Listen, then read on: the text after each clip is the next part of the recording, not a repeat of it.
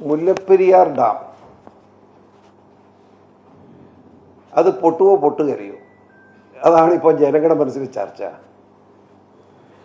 ബഹുമാനപ്പെട്ട മുഖ്യമന്ത്രി പറയുന്നു ഒരു ഭയവും വേണ്ട, മുല്ലപ്പെരിയാറിന് ഒരു കുഴപ്പമില്ലെന്നാണ് മുഖ്യമന്ത്രി പറയുന്നത്. ഇടുക്കിയിലൊക്കെ മന്ത്രി നമ്മുടെ റോഷി അഗസ്റ്റ്, അദ്ദേഹം MLA ആയിരുന്നപ്പോൾ സ്വല്പം സത്യവും നീതിയും ധർമ്മമൊക്കെ ഉണ്ടായിരുന്നു. ഇപ്പം മന്ത്രി ആയതിനു ശേഷം അങ്ങേർക്കും സത്യമൊന്നും അറിയില്ല. മുല്ലപ്പെരിയാറിന് ഒരു കുഴപ്പമില്ലെന്നാണ് ഇന്നലെ പറഞ്ഞിരിക്കുക. ഞാൻ ഇന്നലെ പറയുന്നത് കേട്ടു. മുല്ലപ്പെരിയാർ എന്ന് പറഞ്ഞാൽ 1886 എഗ്രിമെൻ്റ് വെച്ച് 1895 പണി പൂർത്തീകരിച്ച് 96 എഗ്രിമെൻ്റ് വെച്ച് പാട്ടക്കരാറുണ്ടാക്കി തുടങ്ങിയ ഡാമാണ്. അപ്പം 130 വർഷമായി ഈ ഡാം അവിടെ പണി വെച്ചിട്ട്. നിങ്ങൾ മനസ്സിലാക്കേണ്ട ഒരു പ്രധാനപ്പെട്ട കാര്യം, 50 വർഷത്തിൽ കൂടുതൽ ഒരു ഡാമിനും ആയുസില്ലെന്ന് ശാസ്ത്രലോകം മുഴുവൻ ഉറക്കെ പ്രഖ്യാപിക്കുക. അങ്ങനെ ശാസ്ത്രലോകം മുഴുവൻ പറയുന്ന കാര്യമാണ് നമ്മുടെ ബഹുമാനപ്പെട്ട മുഖ്യമന്ത്രിയും ഇറിഗേഷൻ മന്ത്രിയും പറയുന്നത് ഒരു കുഴപ്പമില്ല. നീ എന്താ മറുപടി പറയുന്നത്? ഒരു സംശയം വേണ്ട, എത്രയും വേഗം ഡാം പൊളിച്ചു മാറ്റണം. 35 ലക്ഷത്തോളം ജനങ്ങളുടെ ജീവനും സ്വത്തിനും സംരക്ഷണം ഉണ്ടാക്കണം. വർഷങ്ങൾക്ക് മുമ്പ് 1300 അടി, ഇപ്പോഴത്തെ ഡാം ഇരിക്കുന്നിടത്തു നിന്ന് 1300 അടി താഴെ പുതിയ ഡാം നിർമ്മിക്കുന്നതിന് വേണ്ടി തമിഴ്നാട് സർക്കാരും കേരള സർക്കാരും എഗ്രിമെൻ്റ് വെച്ച്, റിട്ട് എഗ്രിമെൻ്റില്ല, തത്വത്തിൽ യോജിച്ച് സ്ഥലം കണ്ടെത്തിയതാണ്. ആ സ്ഥലം അവിടെ ഇപ്പോഴും കിടപ്പില്ലേ? അതൊന്നും ഒഴുകിപ്പോയില്ലല്ലോ. എന്തുകൊണ്ട് അവിടെ പുതിയ ഡാം പണിയുന്നില്ല? തമിഴ്നാടിന് വെള്ളം കൊടുക്കുന്ന അഭിപ്രായം നമുക്കില്ല. തമിഴ്നാടിന് വെള്ളവും കേരളത്തിലെ ജനങ്ങൾക്ക് സംരക്ഷണവും, ഇതായിരിക്കണം മുദ്രാവാക്യം.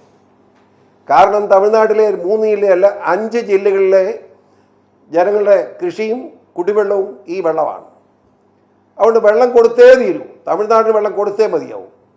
പക്ഷേ അതിൻ്റെ പേരിൽ നമ്മുടെ 35 ലക്ഷത്തോളം, പ്രത്യേകിച്ച് ഇടുക്കി, കോട്ടയം, ആലപ്പുഴ, പത്തനംതിട്ട, എറണാകുളം ഉൾപ്പെടെയുള്ള 5 ജില്ലകളിലെ ജനങ്ങൾക്ക് ബുദ്ധിമുട്ടുണ്ടാക്കുന്ന, അവരുടെ ജീവൻ സംരക്ഷിക്കാൻ കഴിയുമെന്ന് ഭയപ്പെടുന്ന നിലയിൽ ഒരു ഡാം പൊട്ടലുണ്ടായാൽ ആ സാഹചര്യം നിങ്ങൾ വിലയിരുത്തണം.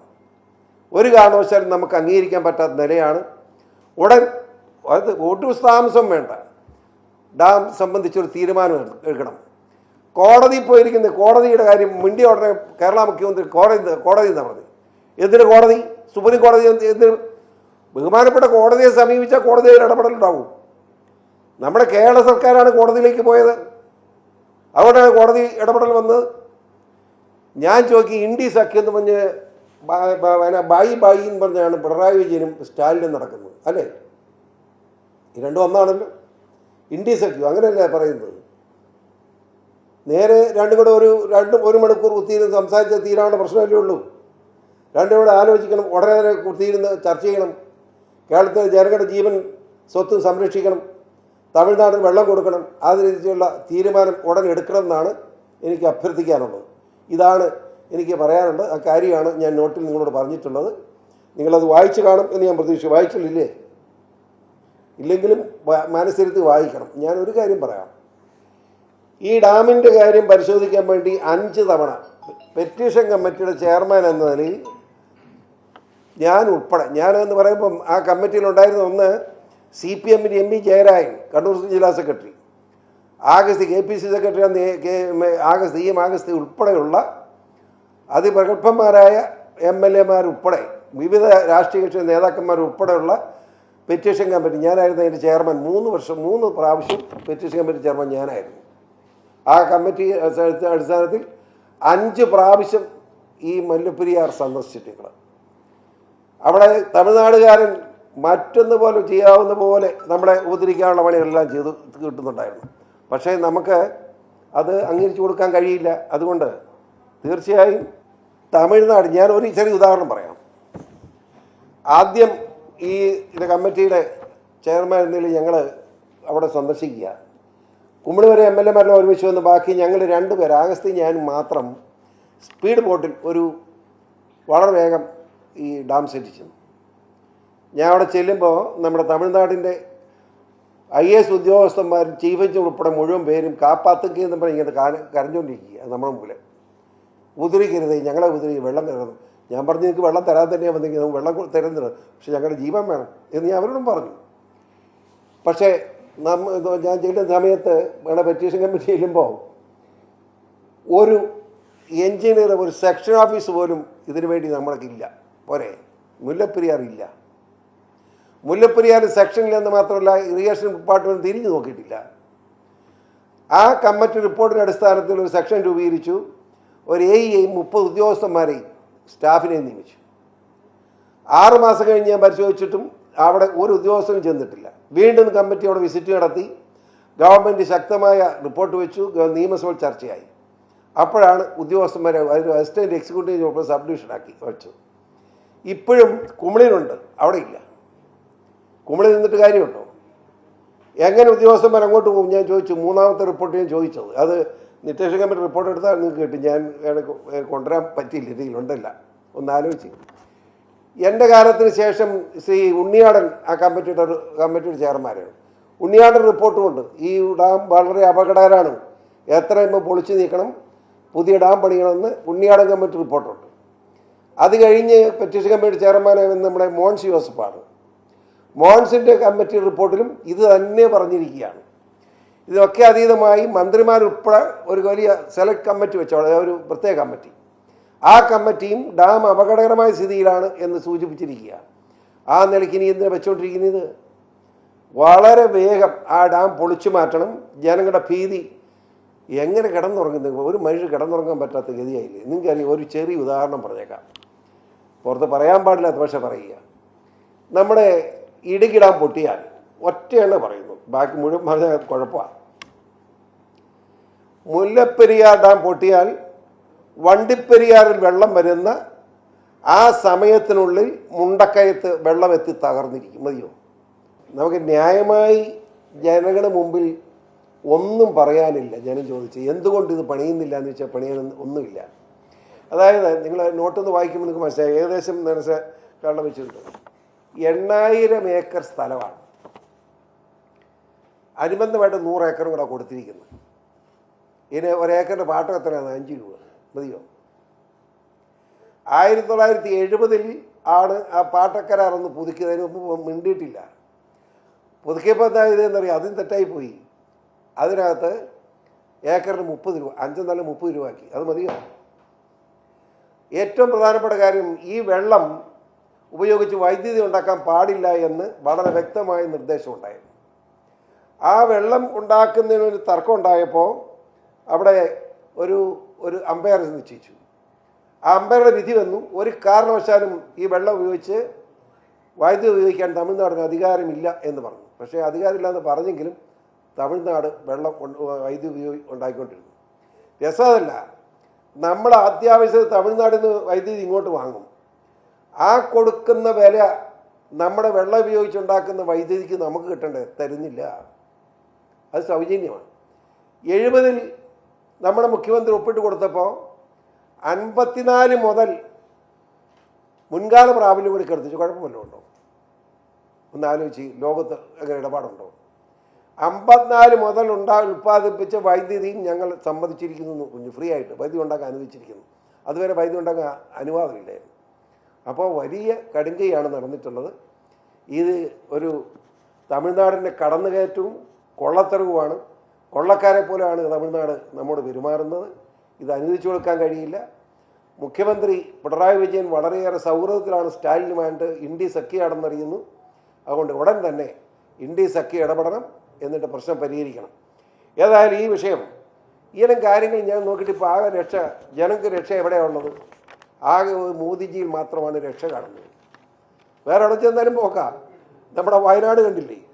വയനാടിലെ മനുഷ്യൻ മുഴുവൻ ദുഃഖമായിട്ട് കിടക്കുമ്പോൾ നമ്മുടെ മുഖ്യമന്ത്രിക്ക് ഒന്നും നടക്കാനും അവിടെ പോകാനൊന്നും പറ്റിയില്ല.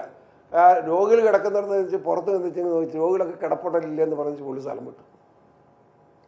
എന്നാൽ പ്രധാനമന്ത്രി ഡൽഹിയിൽ നിന്ന് ഇവിടെ എത്തി ആ വയനാടിലെ മുഴുവൻ ദുരന്ത മേഖലകളിലും സന്ദർശിച്ചു.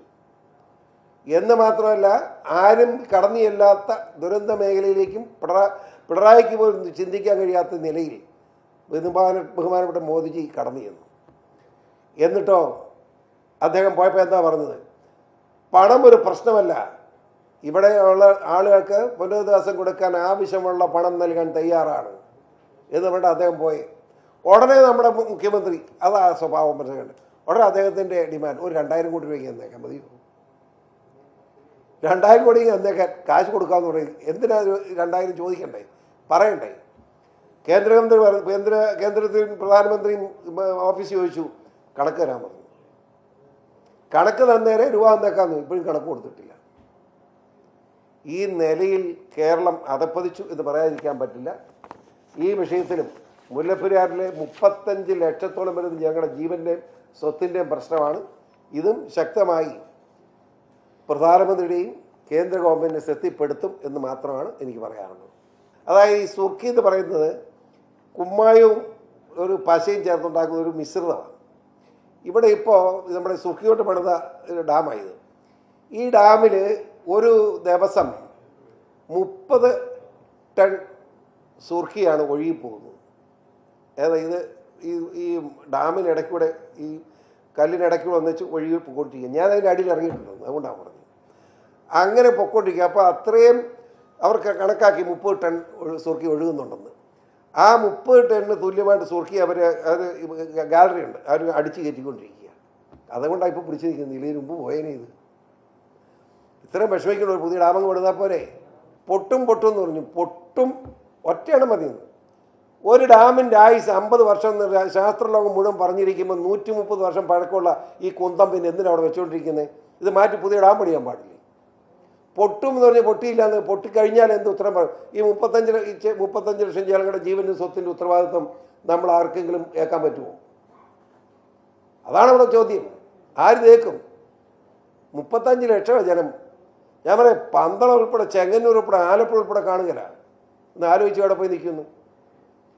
ആകെപ്പാടെ അന്ന് റിപ്പോർട്ടിൻ്റെ അടിസ്ഥാനത്തിൽ നമ്മുടെ വെള്ളികുളം വഴി, വാഗമൺ വള്ളികുളം വഴി, കാരികാട് വഴി വെള്ളം വന്ന് മീനച്ചിലാറ് പറഞ്ഞ് ഈരാറ്റുപേട്ട മുഴുവൻ പോകുമെന്ന് പറഞ്ഞിരുന്നു. അന്ന് നമ്മൾ വളരെ നിർബന്ധമായി എസ്റ്റിമേറ്റ് എടുപ്പിച്ച് വഴിക്കടവിൽ, അത് നിങ്ങളെല്ലാം കൊണ്ടുപോയി കാണിക്കുകയാണ്, വഴിക്കടവിൽ നമ്മൾ ഡാം കെട്ടി.